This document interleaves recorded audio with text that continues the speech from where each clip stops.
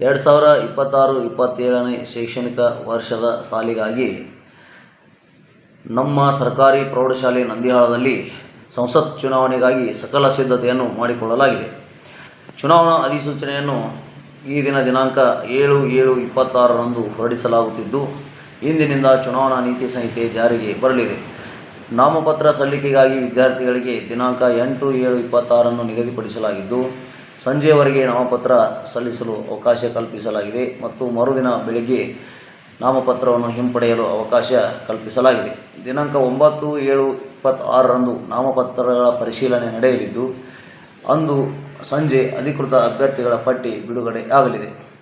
ದಿನಾಂಕ 10/7/26ರಂದು ಚುನಾವಣಾ ಪ್ರಚಾರಕ್ಕಾಗಿ ಅವಕಾಶ ಕಲ್ಪಿಸಲಾಗಿದ್ದು, ಚುನಾವಣಾ ಪ್ರಚಾರ ದಿನಾಂಕ 11/7/26ರಂದು ಬೆಳಗ್ಗೆ ಮುಕ್ತಾಯಗೊಳ್ಳಲಿದ್ದು, ಅದೇ ದಿನ 10ರಿಂದ 12 ಗಂಟೆಯವರೆಗೆ ಚುನಾವಣೆ ನಡೆದು 1 ಗಂಟೆಗೆ ಫಲಿತಾಂಶ ಪ್ರಕಟವಾಗಲಿದೆ.